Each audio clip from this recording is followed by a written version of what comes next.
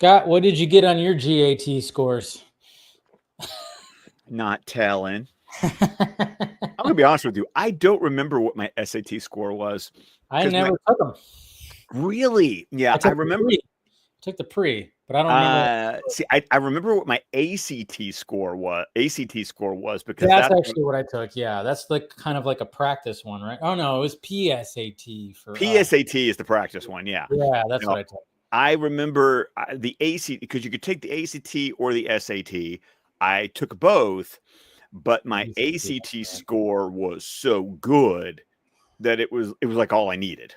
Like it because the ACT is the one that like you max out at a 36 and I made a 33 first time. Nice. Yeah. So you done well. Yeah. I don't know. Yeah, we have GAT when it comes to this episode, but yeah, it made me. I was like, oh yeah, I remember taking the PSATs, and I remember the ACTs were also offered, but I didn't take the actual one. I don't know why I didn't. I mean, overall, like it didn't. Eventually, they didn't. It just doesn't matter anymore about the SAT score. It still really matters. It still matters in a sense of it's still an academic dick measuring contest. Yes. Especially when you're trying to get into college. Some colleges prefer one over the other. So it kind of really matters which college or colleges you're applying to, because some want both, some want one more than the other. Personally, I mean, the SAT is just math and reading. The ACT is the one that's like a lot more, there's a lot more subjects. So, you know, it's kind of like, well, what do you need? I mean, that's what it boils down to is if you're going to go to college, what do you need? Yeah. We got Eric right here. I forget my SAT score, but it's pretty good. He had a GPA of 3.5. Yeah, it's pretty decent. That's really good. Yeah, mine was I think mine was 4.12. Oh wow, look at you guys. I know. I think mine was like a 2.9. I believe it. Yeah, that sounds about right. Appreciate it. Yeah. I'm here to fuck with you, Dave. It's sorry for the whole episode about a race to be a valedictorian. I just didn't watch the episode. Fun tonight. It's fine. Oh, what's happening, guys? Welcome to DC Fan-imated. You got wine there, Scott? Yes, this is the. Did you see my post last night on X? No, I don't think I did. Oh, I did a because I'm on vacation this week. Yes. So I've been cooking dinner, and so yesterday was a to die for roast. Nice. And of course, a to die for roast, if you're curious, is that you take a nice big roast, you put it in the crock pot, you take 1 cup of red wine with a ranch salad dressing packet, a Italian seasoning packet, and a brown gravy mix packet, and you mix it together, pour it over the roast, and then you just let it slow cook all day. Wow. So that sounds amazing. And trust me, you stab it after a day, and it just like slops and falls apart because it's been sitting in all that. Oh man, sitting in that all day. Well, the thing is that when you just need a cup of wine, you're not going to use an entire bottle. Yeah. And if you're buying wine for a recipe, it's not like you get the good stuff. I literally went into the grocery store, went down the wine aisle, went to the Reds, and I literally just looked at the price. And I was just like, what is literally the cheapest wine I can find? So, the beauty of having, the bottle is that now it's like, okay, now I can just drink it. And who cares, because I'm drinking a $6 I'm drinking a $6 bottle of wine. So, and you can tell it's, at least it wasn't in a box. It wasn't a glass bottle. See, that's the thing. At least it was still in a bottle. It was still in a bottle, but it has screw top.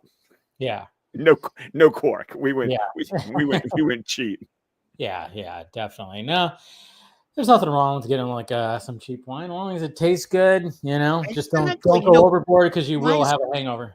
Oh, yeah, well, that's fine. I had a glass last night. I'm having a glass tonight. It is Wine Wednesday, so it's appropriate. Partaking. I like it.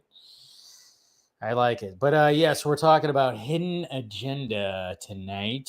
Which, my credit, still do not remember it. Like, I remember Max being in this episode, and because the description told me, and then once it went down, I remembered nothing.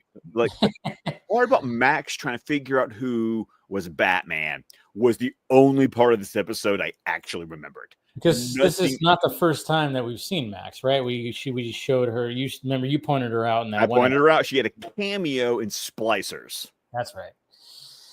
Where it was like, oh yeah, it's what's her name? I was like, oh shit, that's right. She's pivotal because well, she figures things out. Yes, she's the Tim Drake of Batman Beyond. Yeah, this is literally a lonely place of dying. Like this is Tim Drake figuring out that Bruce Wayne is Batman. Post Jason Todd. It was so funny because she started talking about it, and I'm just like, okay, she's a computer genius, and she figures out who Batman is. Tim Drake. Okay, yeah, okay, gotcha. Yeah, pretty much. And I mean, that's pretty. And then, of course, when it comes to this Jokerz gang, this other which Jokerz we get a gang. new one. I like getting a new Jokerz gang, especially after the last one pretty much got their butts handed to them in Joyride. It was nice for a different Jokerz gang to show up. Yeah, it was kind of interesting. And the head guy not looking so Joker-y, I guess you could say. He was kind of going for more of a skeleton look.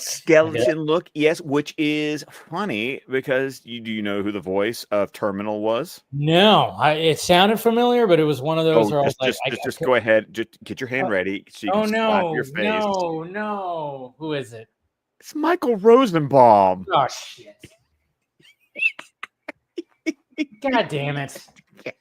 Literally listened to his podcast numerous times. Yeah, I know. I know. I'm like, fuck, man. I knew. I was like, okay, he sounds familiar, but I just couldn't pin it. I could not pin it. It was last week I was proud of myself because I got Ryder Strong right at the end because that really would have like we expressed, because I'm a big Boy Meets World fan. I've watched that series so many damn times that when it finally hit me, I was like, oh, thank God I figured it out. I was like, good Lord. And of course, Stacy Keach was also the villain of last week too, which his voice is just so you just recognize it. Oh yeah, absolutely. When he just starts talking, no matter what. Fucking Michael Rosenbaum. God damn. And you want to know what makes it even doubly worse? I'm just gonna I'm gonna pour the salt in the wound. Keep going. Oh yeah. Because we're going to see Michael Rosenbaum again as a different character, as a different Jokerz in Batman Beyond, but visually, he's going to look almost exactly the same. Is that in the movie? It's in the movie. Yeah, because he's Ghoul. Yeah, in the movie, except for he's doing a walk-in impersonation in the movie. That's right. I know I'm giving it away by the time we get to the movie, but he's intentionally doing a walk-in for Ghoul. That's funny. The face paint is almost identical to Terminal, and they're both Michael Rosenbaum. And funny enough, here's an interesting thing. This episode of Batman Beyond still comes out in 1999. This is still before Smallville has premiered. Wow. So this is okay. Because when you said Rosenbaum, I was thinking, there was already Smallville stuff. No, because Smallville does not start until 2001. Yeah. So because it was my sophomore year of college when Smallville started. And so, so it's interesting that we got Michael Rosenbaum in this series. And then it's still before Smallville comes out. Yeah, he was floating around. But it's just kind of funny, that he played a character in a DC series before he got Lex Luthor. Yeah, that's cool. I like that though. So I'm a little disappointed, but I'm not like kicking my. It's not the LeVar. Really, are you just lying to yourself? No, I'm not. I'm not really, because. I mean, I should have known it, but if the LeVar Burton one was way worse. because that guy was like childhood shit, so. But Rosenbaum, it's like, yeah, I'm not a big Smallville guy. That is true. That is true. You were not a big Smallville guy. I've only watched a handful of episodes. One of these days, I'll fucking watch the whole thing. And I've listened to his podcast, but I'm not a religious. It just depends on the guest, really. The guest, right? I'm kind of the same way. Like, honestly, you know what? I don't even listen to the podcast that much. I catch the clips on YouTube. Yeah, that too. Yeah, but if it's a guest that I'm going, oh. I don't want to do that. I'll watch the whole episode, but it's not a lot. But yeah, I'll get a lot of clips too, where obviously clips are just a thing, where you don't have to watch the whole thing. You get all the juicy moments, but handful of people that he's had, I'll watch it. But yeah, so okay, Michael Rosenbaum, there it is. I knew it was somebody. I was like, I already know I'm gonna fucking hate myself.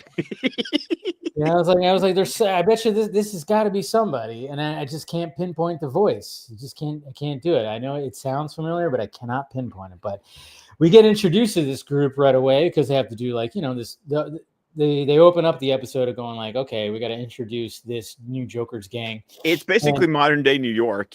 Don't get on the subway. Yeah, it's modern day Los Angeles, modern day. Yeah, it's a lot of places now. But so. Yeah, so they get on. So this, of course, they get the balding older guy with the glasses, male pattern, the glasses, the male pattern baldness, and the suit. Get that the whole thing. So of course, and they harass him, and then of course, even part of the group, they have a Harley Quinn looking member of the gang. Yes, which was funny when you hear her voice because it's Cree Summer, it's Max being recycled. No shit. Yes, it's her recycling because when she was in Splicers, they recycled her to be, the girl splicer in that group. Like, oh yeah, that's right. So they're just reusing. She does a lot of voice acting, doesn't she? Cree Summer does an incredible. I think we probably talked about this already because. Now that we heard a lot more of her voice in this episode, I was going, I've heard her voice so many times. Is all over. Yeah. All over. Like she's one of those voices now that Max was the first time I heard her. Yeah. Like that, but since she showed up as Max in Batman Beyond, she's one of those that I watch a cartoon and I'm like, oh, it's Cree Summer. Like I like that. Yeah. She's just one of those that I do that when kind of like I go, oh, that's Tara Strong. Oh, that's Cree Summer. Oh, that's Rob Paulson. She's just one of those voices that I go, oh, I know who that is. Yeah. No, I mean that's good though. I mean that's What's really funny is to see her in real life. Oh. Yeah, because she was the librarian on Abbott Elementary.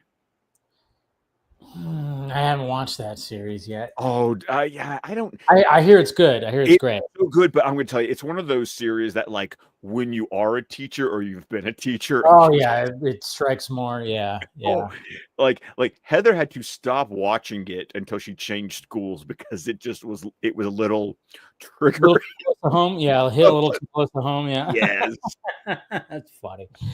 But yeah, so. We get a good look at the game. We get another a guy named Trey who's like kind of like the right hand man who wears basically a traffic cone on his head. Yeah. Like a small traffic cone. Yeah. So we get a good look at the group, and naturally, while this poor bastard is getting harassed, but at least Batman intervenes. Yes, he does intervene. Yes. Yeah, because they stopped because like the train. It was kind of weird though. With the train, like where they stopped, it was like, wait, the train was not going. It was going vertical. It was going vertically, yeah. Yeah, uh-huh. It was kind of interesting. I was like, okay, it was a little Minority Report-esque, but and then call back to Vodka Stream from Friday. There you go. Hey, yeah, we did talk about. God damn. That was a great Vodka Stream, by the way. Long one. I mean, Scott came back. Ray was there. It was like old times almost. Travis showed up late. I think 6.5 hours is a new record for me. I'm trying. Yeah, you lasted. Well, because I didn't have to be at work the next day. So, yeah. I mean, obviously I did my spiel for about the first 45 minutes, but you were the first one to show up and you didn't leave. So. Oh no, I was back. I was back, baby. This was like, I'm back, baby. Yeah. No, but it was, it was great. It was a good episode. So hopefully you guys check that out. And it was like it didn't even seem like we had a lot to talk about, but we just talked about a lot of random shit. That's why what's fun about it. That's what's fun about old school vodka streams, is that when you get the right group of people, we can just talk about shit. Yeah. It's so funny because if you go back to those, we did a lot of Snyder Cut stuff, and that was like the main topics of things. But we talked about so many other things. Like you give up 2 hours in, we stopped talking about that, and then the other 4 hours was just random shit that we were watching or what we remembered and stuff like that. And I mean, but of course we're drinking, so we don't remember like most of it. But hey, it's still fun. We know it's fun times. But good vodka stream. So hopefully you guys checked it out. And I don't know, it was just funny because when Travis showed up, I saw him and I was like, oh man, and I was about ready to like throw in the towel, but then he came on and I don't know, there was like a new energy that just came in. But one thing that's still old school vodka stream, where like somebody shows up right when we're ready to throw in the towel, and then we go for another like hour and a half, 2 hours. Yeah, it was like another hour and a half that we went. Even Travis was like, oh, let's just make it a cameo. And then we ended up talking for like another hour and a half. And I was like, it was just like a new energy. I felt like, oh yeah, Travis is here. And it was just kind of cool. And I just was not feeling that sleepiness kind of went away. So I poured myself another drink and I said, fuck it. We're going further. Anyways, it was like our Jokerz gang. They go beyond. Yes. Batman Beyond.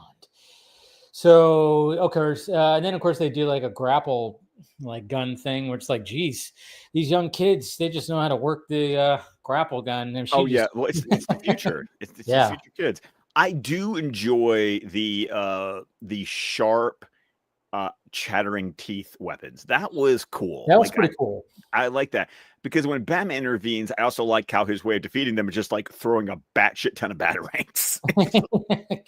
Yeah, I mean, those teeth were brutal. They were like, and they were showing them sharp, and they were like chewing up the seats and all the stuff and everything. So, yeah, it was pretty. I was like, where the hell did you guys get those, man? Where do you get those wonderful toys? But and then of course when we get to the group that just like go to another building and they're walking, and then the what's his name? Terminal. Yes, that's his Joker's name. Yeah, the lead guy, he wants to go home and kind of crash out, and of course the Trey guy is going, "What are you talking about, man?" And and then it was just kind of showing, hey, that's the leader. He's going to do his own thing. Don't fuck with the leader. And then he just he pushes him off the edge, holds him by his chains, and then lets him go. Yes. Yeah, I mean, he let him go to the point where Trey had to. Luckily, there was some railing and some pipe, whatever the hell, that was like holding up something to grab onto. Yes, he was able to grab on. I mean, obviously, there's still standards and practices here. They're not gonna just throw somebody off the ledge here. Did I say that right? Yeah. Okay, I was like wondering, because I remember for a while I could not get that. Well, but also because lately this is the beauty that we've gone. You got to remember, when we started the stream, we were talking about programming that came out in 1992. Yeah. We have now advanced 7 years. Yeah. 7 years and 4 years of doing this stream, that we're in 1999, and it just doesn't. Things that seem to bother them back then doesn't seem to bother them now. It's definitely different. It's definitely different because we see blood. Yes. They were not all about blood until Mask of the Phantasm. Well, but that was a movie, so it didn't matter. It didn't matter, right? Yeah. So, but yeah. Anyways, he does push him off, and then of course we get a moment of which totally, I don't know if it reminded you, but it reminded me of fucking Starship Troopers. When they were like pulling up the test scores on the big screen. Oh, okay. I was like, where are you going with this? Yeah, remember in Starship Troopers, they pull up like the test screens, and Johnny Rico did shitty. And so it was kind of like that, because they were pulling up their GAT scores up on the big screen. I went, wow, this is like Starship Troopers right here. So just would you like to know more? Yeah, would you like to know more? But so Max gets a perfect score. So Yes. they already deem her as, oh, she's brilliant. She's a prodigy. And naturally, Dana, well, let's bring up Terry's scores. His is an incomplete. How do you get an incomplete? I had to leave. Yeah. Yeah. So, hey, it's better than a bad score, I guess, right? And then, I don't know. I mean, now you're the teacher. Well, I mean, technically, it just means that he has to like You finish still it. have to take it, right? Yeah, I Yeah. still have to do it. But and then we get introduced to Carter, who I mean, it's kind of almost obvious, like, oh. Yeah, it's one of those that you're like, yeah, you're not fooling anyone. Yeah. There's our Joker.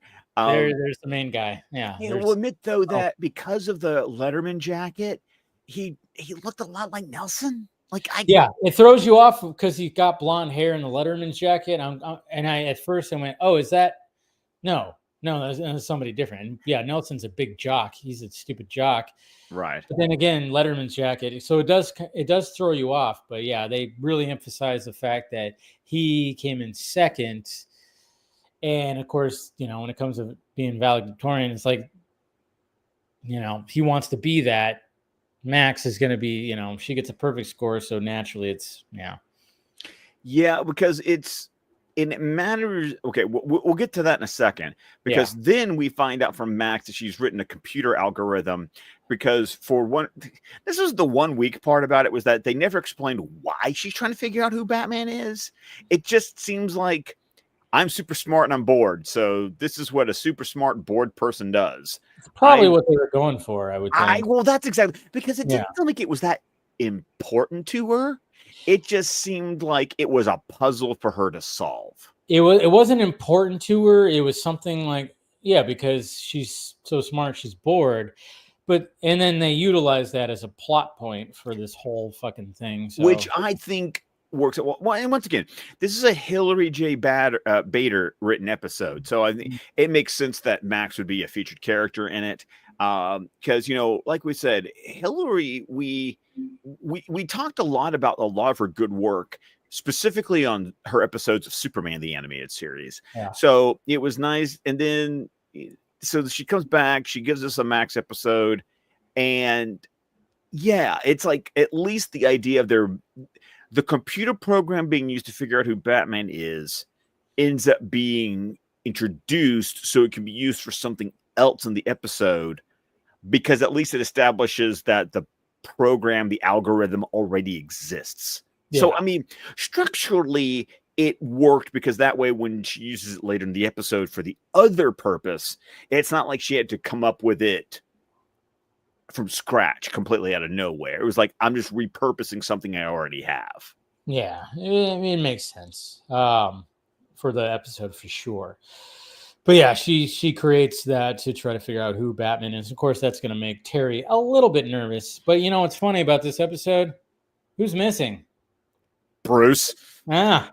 And what would we talk about? Well, when Bruce is not really in the episode, it's just more of a throwaway. But yeah, this isn't a throwaway. That's what's interesting. So we were too soon to talk about that, because 2 episodes ago, what was the episode that we were? It was the episode was Earth Mover. Yeah, the Earth. Yeah, no, it wasn't Earth Mover. No. It was Joyride. It was Joyride. Yeah. Was it Joyride? It was Joyride because wait a minute. Oh God, what? Yeah, because Bruce. Because Bruce isn't in that one. Because that was also one that we were like, oh, this is kind of a nothing. This is kind of a nothing do episode. Yeah, because Lost Soul was last week. Okay. Yeah, I was thinking Joyride was last week for some reason, but Lost Soul was last week, and Bruce was very, prominent in that episode. Yeah, he definitely was. Yeah, so it was Joyride. But we actually did get a scene in that episode, but we get nothing. Kevin Conroy doesn't even appear in the credits of this episode, because he's not heard at all in this episode. It is kind of interesting that that's the case, and so, but this doesn't really feel like a throwaway episode. That's interesting. The villain is throwaway. Yeah, but it's Max's like full blown, like, this makes Max part of the the Bat family, essentially. Yeah. So you would actually think they would have had Bruce. Well, okay. But it would take away from the story being told. Yeah. And we're going to get an episode in the future where it's all about Bruce making a big deal. Like, we're going to get the episodes about, because Max doesn't know about Bruce. She only knows about Terry by the end of the episode. And so we've got to have Max earning her way into Bruce's confidence. Because once again, mistrusting, paranoid motherfucker that Bruce is. It's not going to be down for Max. So this has to be, because Terry is the Batman, this has to be an episode that establishes a layer of trust between Terry and Max, to then later be put to question later by Bruce. Yeah, so maybe that's why they decided, you know what? Let's not have it right now, and we'll because it is a very Terry high school episode. That was going to be my point. It is such a high school. Bruce didn't even care, probably. You know? Right? Like it. This felt like, I was going to say, this is the Buffy-esque episode. Yeah, that's a good one. Yeah, because we always go back when in the first 3 seasons of Buffy, when it was arguably at its strongest, the monsters in Buffy were metaphors for high school problems. And so this having a valedictorian who, to relieve the stress and pressure of make good grades, of being that high achiever, is actually a Joker in a double life. That and really the whole conflict is, I want to be valedictorian, so I got to get my competition out of the way. It's like election, you know? Oh yeah, Jesus Christ! Oh man, great movie. So it's such a high school problem. Like you said, Bruce wouldn't get. Yeah. It's like he probably wouldn't. Yeah, there's like no need to incorporate Bruce, because, you know, there's not like a huge threat yet. Right. It could be. They could turn into a huge threat, but, you know, maybe, you know, Terry's just like, let me just kind of just handle this myself, which is, you know, it's good, because the concern is about protecting Max and protecting his identity as Batman. Yeah, and then of course, one of those really need Bruce in this story, and I think that's the point. The episode functions just fine without Bruce. So if Bruce doesn't need to be in the episode, to my point, Hilary Bader writing the episode was like, well, Bruce doesn't need to be here, so let's not, you know, crowbar him into this episode. No, it makes sense. It actually makes sense. So yeah. And Batman, of course, Terry just like he rolls up. Well, he flies up, not rolls up, but he does show up to take on this Jokerz gang, of course. And then he finds that Trey is wearing, of course, Max's ID. Is this after? Have they already fucked with Max? They've already fucked with. That's because that's the right. reason They went to the school. Yeah. Right. Sorry, I got a little ahead of myself. No, because okay. So yeah, because to just rewind, because we got into a nice extended conversation there. We lost track of where we were in the episode. So we're still back in the scene where they're looking at the test scores. Yeah. You know, and oh my God, Carter. Yeah. Carter, freaks out about it. He goes home. His bitch of a mom. Fucking shitty mom, yeah. Yeah. Gives him shit about being basically first loser. You know, that whole thing where it's like, oh yeah, you're second. That's the first loser. It's like, Jesus Christ. You're the win. She calls him the winning loser, is what she literally refers to him as. And I love how they draw her to look like a stone cold bitch. Dude, like, yeah, they really did. She's like thin, and she got like, they put the little lines. They put the lines to really give her like those harsh features. You know what kind of reminds me of? It kind of reminds me of Sharon Stone in Nobody 2. Hey, you know what? That's not bad. It's not bad. You know what? Because by the way, I need more Sharon Stone in her villain era. I'm just saying. I was saying that to my dad. I was like, hey, she still looks good, and she was over the top. I didn't mind it. Oh no, she viewed the scenery and was having a great time while doing it. She even like the evil dance move, like Matt Smith in Morbius. You know, it's like exactly. No, she was pleasantly over the top in that movie. Yeah, and she needed to be over the top. Because you know what, the Russian guy in the first one had like the karaoke bar thing. Yeah. So, you know. Yeah, so she had fun with it. So go see Nobody 2, everybody. It's fun. Great follow-up. Now, you know, it's a fun movie. Yeah, it doesn't have the meat on the bone as the first one, but still great. Bob Odenkirk's great, and Connie Nielsen, she has a great little moment. She's an arc in that thing. I really like it. Yeah. Totally that woman doesn't age, by the way. Jesus Christ. No, she does not. I'm like, if you watch Gladiator and then you watch Nobody 2, you go, wait, Gladiator came out how long ago? And she's also like in one of those like mom bathing suits that you're just like, yeah, Connie, yeah, Connie got it going on. I know, yeah. So rewind. So then that's when we get the official reveal after the bitch mom conversation that Carter is shocker. Yeah, I'm shocked, totally shocked. Totally, not shocked, not shocked at all. Yeah. That he's terminal. Yeah, and then that's when they go and vandalize the school. You know, they smash up the test score screen. That's when they wipe out the test scores too. They wipe out the test scores. He tries to either wipe out or change the GPAs because I looked at it. Max is beating him by 100th of a percentage point. So he does all that, and then so that's where we get all that. They've analyzed, do all that, and then this is where Max is now. This is where she gets determined to be like, well, now I'm going to figure out who these guys are. Right, because first Terry and Dana and Max are just looking at the vandalism, but then when Max goes to open her locker, the pie comes flying out. So it's clear that Max specifically is a target. Yes. And this is where Terry takes it upon himself to like, well, I got to find these guys. And this is where he rolls up on them. And then, of course, the Trey character is wearing Max's like ID around his neck. Yeah, her student badge on the lanyard. And and so and then of course Terry's like trying to like, hey, leave her be. I'll get her off your guys' tail. He's trying to reason with them, like, hey. Well, because he also thinks they're going after her because she's trying to figure out who they are. Yeah.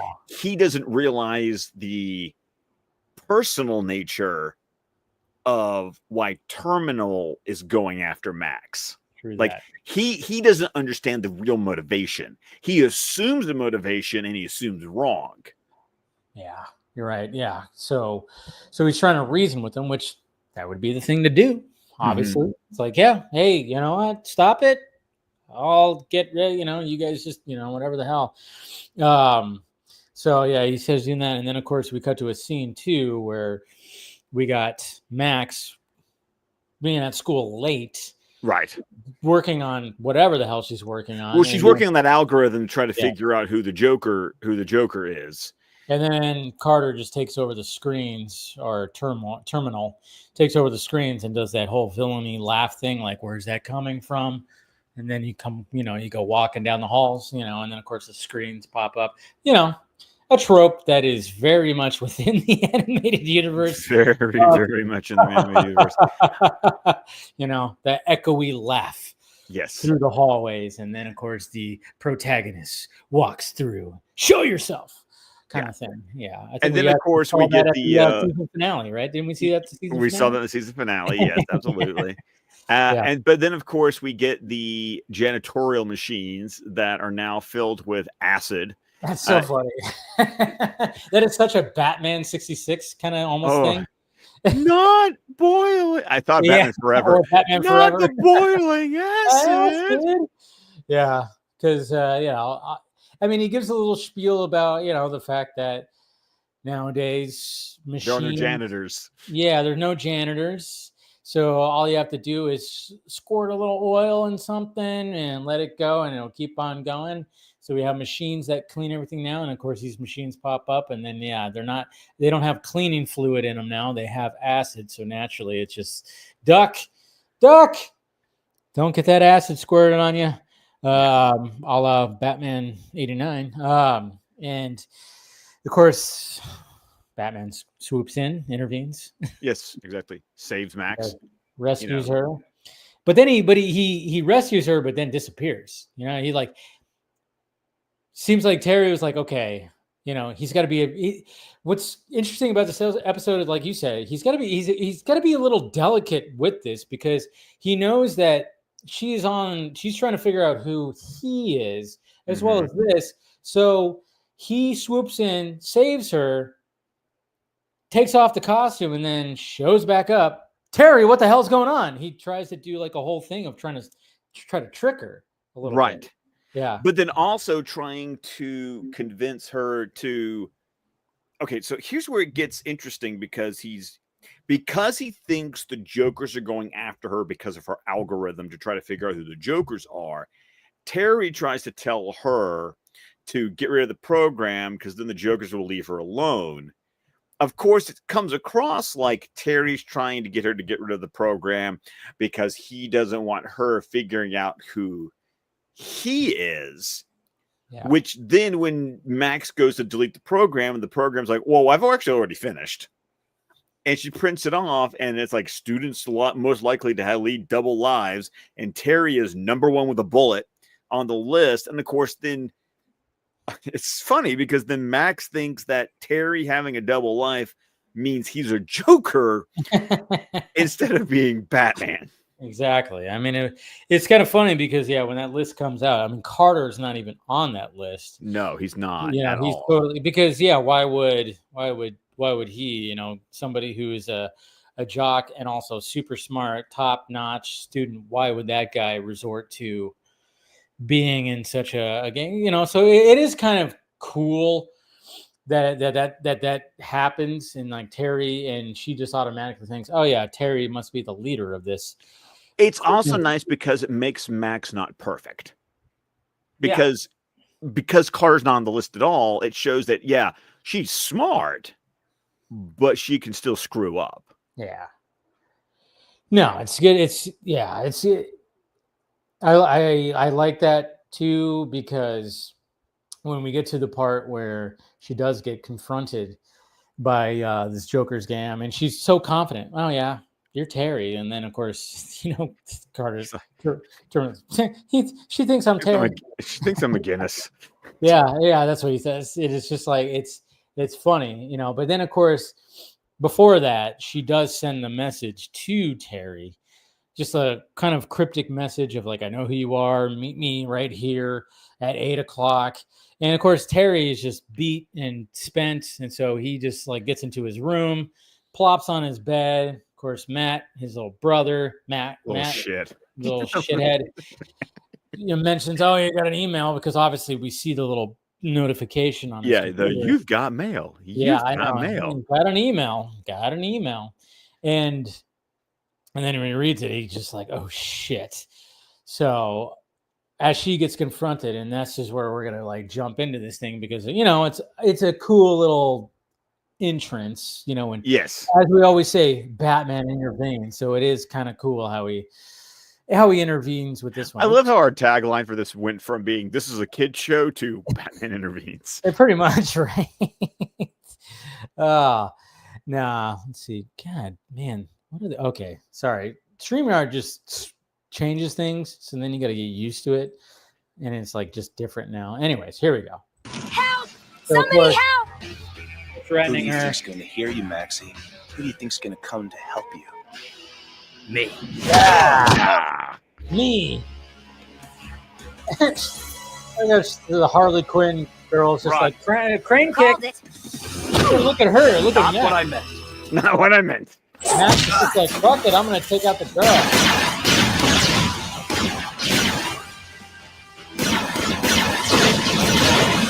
I love how we're still doing like the like the John Woo gangster style. Like I'm holding the gun, Yeah. like it's like sideways.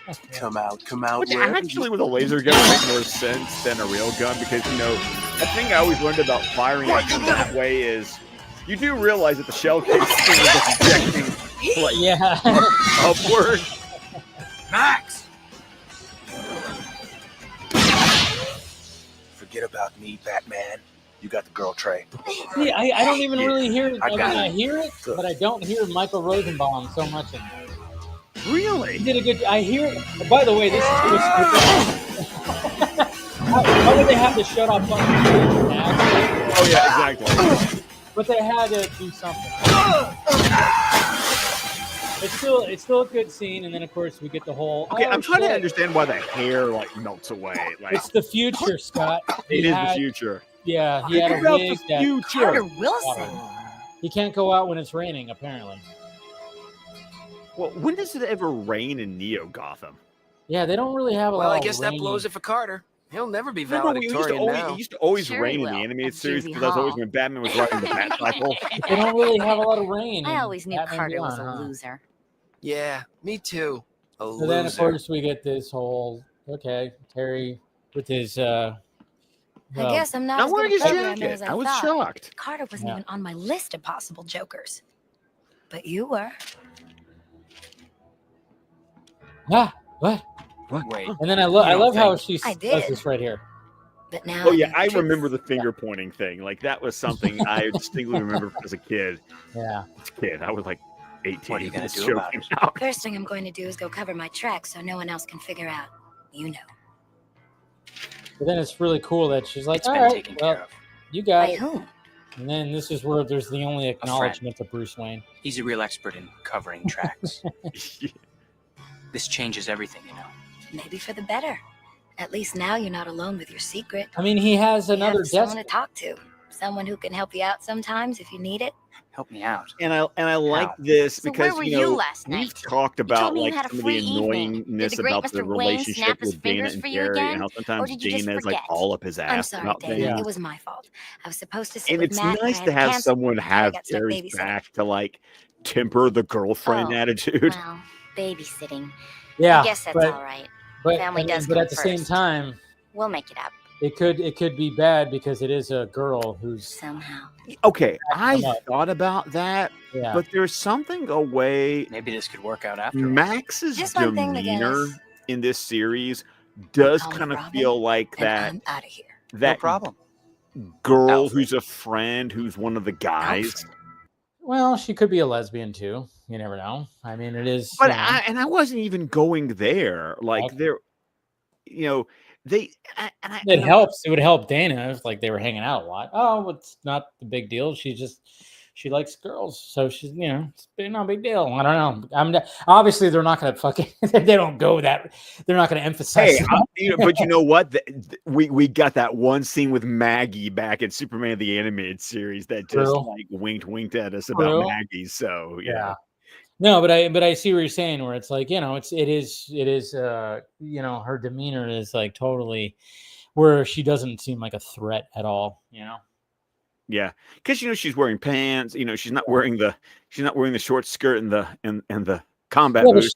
but she is wearing tight things. But everyone is in the future, apparently. That's very true. That's very true. It's very true. But then, of course, we had that joke right there where she's just like, "Don't call me Robin. Don't call me Robin." And he goes, "Okay, Alfred." But at the same time, it's like she's not going to understand that. I think Eric actually brought it up in the chat. He goes, "Yeah, you should have called her Batgirl." And then she would have like more understood that or something. But no, but I think the point was for him to make a reference that she wasn't going to get. Yeah. And he was fucking with her, and I love it. Yeah, he was totally fucking with her, and there was a wink to the audience, of course. Which made me laugh, of course, because in the past month or so, we've gotten one of those robo vacuum cleaners. Nice. And the kids and Heather, we call it Alfred. Oh yeah. I mean, I would call that too. I've thought about getting one of those. Is it pretty good? The one we got is nice because it was a Prime Day deal, so it was only $75, and it vacuums and mops. You can just change out the tanks, and it does both. And yeah, it does a really good job. And you press a button and it will go back home. But if you just press the clean button, it will just keep bouncing around and going places. I think the point is just find one that's got good reviews and doesn't cost an arm and a leg. So this one was like normally like 200 something, but it was a Prime Day deal for 75, and we were like, pull the trigger, because with our new flooring, we needed something, because it's also one of those things that like our floor is really good at disguising stuff. So like you let it go for like 30-40 minutes and then you empty out the tank and you're just like, oh dear God, I didn't know that was there. Yeah, because I mean, in this house we have like there's like no carpeting at all. So I mean, obviously we have like little rugs that we got rugs and stuff, but I'm just like going, yeah, there's sometimes where I'm like, I'll sweep up, I'll Swiffer, do a dry Swiffer, and then once a month I do a wet Swiffer. And but then when I get done, I'm like, all right, I'm all done. And then I look down, I'm going, what the and I'm like, I'm seeing stuff. I'm like, I don't want to see anything, because we have like wood flooring up here and then tile downstairs, and it's just so, man, maybe I'll have to look into that, and maybe just like, hey, let's have this, what the problem we have now, because of summertime and where we're at, flies. Flies are a pain in the ass during summertime, especially in this area. A lot of farm areas. So the flies run rampant. So then when they get in the house, you try to get them out, sure, but then they just die after 2 or 3 days. Well, do you do the jars with like the liquid combinations? We haven't done any like that kind of stuff. And I'll have to share there's some recipes I can share that are fat. But it's literally just pour and sit it. Yeah. And it attracts them and then they drown. Send those to me. Yeah. Send those to me, because flies, because this is a similar area from where I used to live, even though it's like 20 so minutes away. Flies during summertime are just so terrible. Like, it's just, if you just leave a door open for 2 seconds, these fuckers just get in here, and then of course they do their thing, and then more flies are produced, and then they die, and then you just got dead flies on on your windowsill and your floors, and it's like, Jesus Christ, man, pain in the ass. But anyways, hidden agenda. There we go. Yeah. Once again, not a terribly deep episode, but it's cool because we get Max. Like, that's what makes we get the full introduction of Max, who is relevant for the rest of the series. Yes. So the fact that they and again, we can complain that there's no Bruce Wayne, but I think Hillary, right? Hillary J. Bader, yeah. I think she understood that, and when they were probably going over this, like, hey, we don't need to have Bruce Wayne in this. This is strictly high school type of episode, so we don't need Bruce. But but this is going to be something where we can introduce this character and we can get something new, and we don't need to have the Bruce Wayne element. So then we could just fully tell this story without having to cut to the Batcave, and add more time. Right, because we already only have 22 minutes. So, so you have a limited time. It's like, well, why do we need to have a Bruce Wayne sequence? We can have it later. We're going to establish Max, and then we need, obviously, we'll have a scene with her. We'll have a scene, obviously Bruce is going to have to get to know her. Yes, exactly. Later. So and so it works. It works.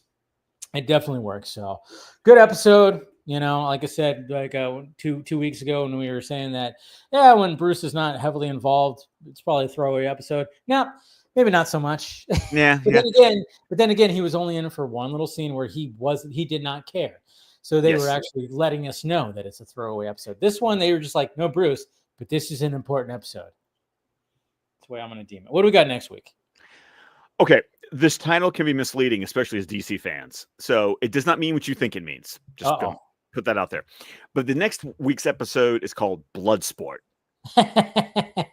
Not what you think that means. No. It's not the character. It's not the character. But but it's so funny too, because I just like hit the back button and I see the thumbnail.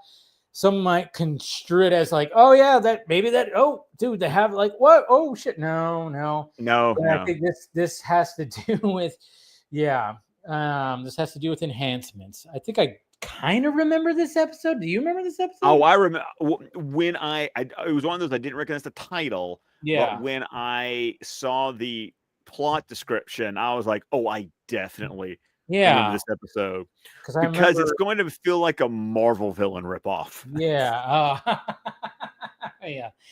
No, because I kind of remember this one too. So, So yeah, there you go. Bloodsport, not the Bloodsport that you're thinking of. Next week on DC Fan-imated. So, all right, we appreciate you guys spending some time with us. What do you got, Scott?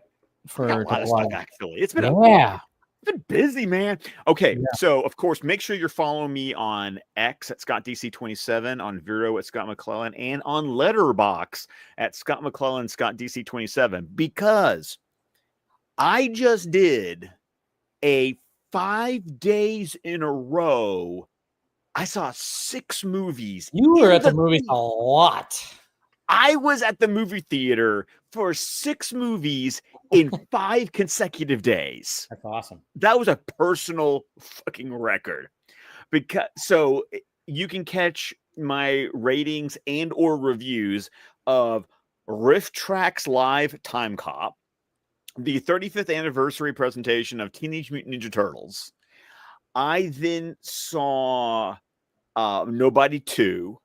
I saw 2 movies on Sunday because I saw Highest to Lowest because I found one random independent theater in Birmingham that was showing that Spike Lee A24 movie in the theaters before it's on Apple TV Plus. Then that night I went and saw Americana with Walter Paul Hauser and Sydney Sweeney. And then I went on Monday night and saw the 4K re-release of Shin Godzilla.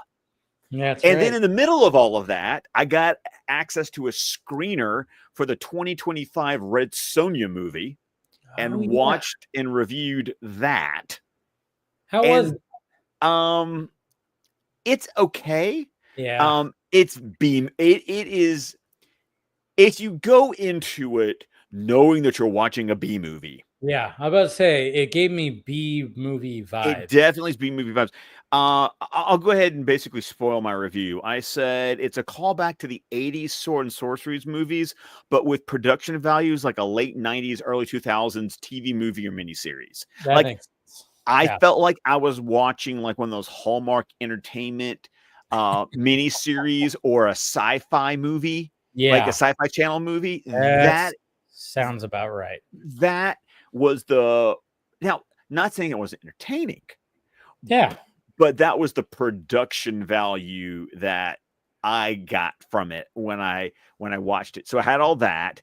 Then once the movie marathon was over, I have finished season 4 of Only Murders in the Building, season 2 of Severance. I am caught up on Alien Earth. And today I watched Predator Killer of Killers. Ooh, what'd you think?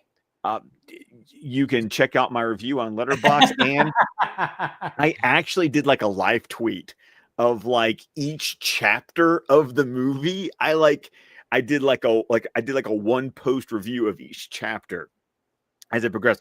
And of course, since I waited until now to watch it, I got to see the bonus scene that was added post San Diego Comic-Con. Yeah, that whole thing. That's going to be interesting. I'm like, how is that going to play out? I was explaining it to my dad, who's a big Predator fan. I was like, and I showed him the scene. I'm like, look. And he's like, what? I'm like, you got to watch. He hadn't seen Killer of Killers. He finally saw Prey. He didn't see Prey when it came out. Oh, but he finally saw Prey, and he really loved it. So I'm like, oh yeah, we got to. We're definitely going to see Badlands when it comes out because. So I've got so much more catching up to do as much as I can while I'm on vacation. But make sure that you're following me because tomorrow night I'm going to be giving my rating and review because I'm going to go see Honey Don't tomorrow night. So am I. I want to see that too. I saw the trailer. I went, yep. So Coen brother, okay. Ethan, because. It's interesting because Joel has kind of checked out. The last thing Joel did was The Tragedy of Macbeth with Denzel Washington. Yeah. So So this is Ethan. This is Ethan. And then I'm like, I like the cast. I mean, Margaret and Aubrey Plaza. Okay. And then you got Chris Evans, who plays a shitty priest or whatever the hell. And I'm like, okay. And there's a mystery, like a small town weird mystery. Okay, I'm good. Oh yeah. You know. Oh yeah. This is very. I mean, even the poster. Well, you're also looking at Margaret's ass. So that's the thing. I just said that's what I said when I was giving the reviews to it, because I was like, oh, let me just show the reviews for it, which are mixed, of course, which is fine. But then I was like, yeah, because it's a Coen movie, and like it's got to be. You have to be like plugged in for like Coen style. You have to. If you like their previous stuff, you're probably gonna like this. But I mentioned the poster. I'm like, the poster is that old kind of style to it. But look at the pose that they gave her. Obviously, they're gonna, I'm like, and I was telling everybody, I'm like, she's got a great butt. Watch The Substance, anyways. I know. Like, actually, that was actually kind of like the. Not that the rest of her is shabby. No, and she's a great actress too, by the way. She's talented. She's fucking talented. She's amazingly talented. She's got a great butt. Okay, she's got a fantastic tushy. All right, guys, we're dudes. We notice. Okay, and they notice. She's cool with it. Hey, good poster. Anyways, is that all you got? Or do you want to just talk about her butt for the rest of it? No, just make sure, like, guys, I was thinking about shooting a video, but then I'm spending most of my day like catching up on all the shows. So I was going to shoot a video about all my movie going experiences, but then I just said, nah, just look at my tweets, read all my reviews. Like I said, go on Letterboxd. August has been amazing for me, especially going to the movie theater in August. Like, I am like a pig in slop right now, which I will say, y'all, if you can't see in theaters, when September 5th hits and Highest to Lowest is on Apple TV Plus, probably when I'm going to watch it. Yeah, dude, there's nowhere around here that's fucking playing it. I know, I know, but I'm going to tell you this as a guy who I have not seen the Kurosawa film that it's a remake of. I have not read the book that it's all based on. And it's only my second Spike Lee movie ever to see. And I loved it. Okay. Like it was of everything that I watched, it was the best thing I watched all weekend. Yeah. I think we kind of talk about it in the Vox stream. We talked about it in the Vox stream. Yeah. We talk about Inside Man. That was the other Denzel. Well, not one of the other Denzel and Spike Lee movies. Spike Lee, but it was, but is that Inside the other one you've seen, or have you not seen that? I've not seen Inside Man, but I was talking. You definitely got to see that one. Oof. Oh no, because it's also been his most commercially successful film. Inside Man. Yeah, it was. Yeah. Such a good movie. Such a freaking good movie. Oh, man. The good bank heist movie. And Clive Owen and Denzel are just fucking so good in that movie. God, it makes me want to watch it again. All right. So, watch all that. And, look forward to Scott and I's, both of our reviews, my review and Scott's review of Honey Don't, because I'm very curious. It just, when I saw the trailer, I went, yep. This is up my alley, like 100%. It's just, but you know what sucks though? Like the theater, that when I go to the movies by myself, the theater that I go to, which is like 19 minutes away, not fucking screening it. What? Yeah, I'm telling you. I mean, we're in this like weird. I looked, they have like no new movies. It's a newer theater and small, so that's probably why. So I have to go to the movie theater that I usually go to when my dad comes down. Not that bad. It's only like an extra like 11 minutes, and it's a luxury theater, more of a luxury theater, I guess you could say. So I'm okay with it, but I'm definitely going to go see that. I'm keeping my streak alive because I had a moment where I went, maybe I'm not going to go to the movies tomorrow. I said, no, I have had a streak in 2025. I mean, you've had a much better one, but I've seen a movie like every Thursday except for like 2 Thursdays this year. And I'm like, I'm keeping the streak going. And, show me a good gumshoe fucking old style hotness movie. I'm good with it. Who done it? Mystery movie? with a coat with. I think Joel, like because the thing about the Coen brothers when it was Joel and Ethan is that they could do comedies and they could do the dramatic stuff. And I'm getting the sense that like Joel was the dramatic one and Ethan was the quirky, comedic one. Especially when you watch the trailer for this, right? But because that movie last year with the two lesbians going down to Florida, that was Ethan as well. Like it's I like didn't see that one. Which one was that one? Was that the what's her name in that movie? I can't remember. It was the one that one didn't grab my attention, so I haven't seen it. But I think it's the same producer. Like Trisha Cook, I think, is a co-writer and producer of this movie, and I think they had previously worked together on that last movie. So it's I feel like Ethan clearly was like the comedic voice, and then Joel must have been more like the dramatic voice. So. Yeah, because you said the last one was Macbeth, right? Yeah, so for Joel. Yeah. Oh, it was. I still have not watched that, and I was like, I don't know why I didn't catch that. I need to watch that. Definitely. That is a movie that I am still angry that doesn't have a physical. Like, fuck it, Apple, get over yourself and give me a physical release of that. Like, it's a gorgeous movie. Yeah, look like it. But anyways, guys. So. Be here next week, of course, and we'll be talking about Bloodsport, not the Jean-Claude Van Damme movie, and not the character from the Suicide Squad. Yeah, not that guy. So, sorry, I just looked over and that was foul ball. Anyway, sorry, got the game on.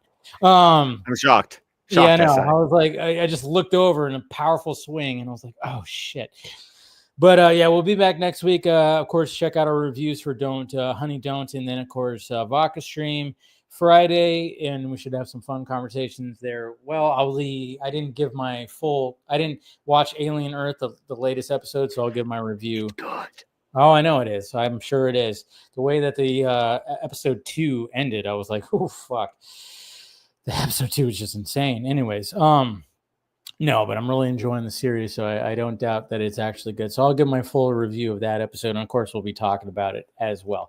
All right, guys, we love you. Thank you for spending some time with us, and we will talk to you guys later.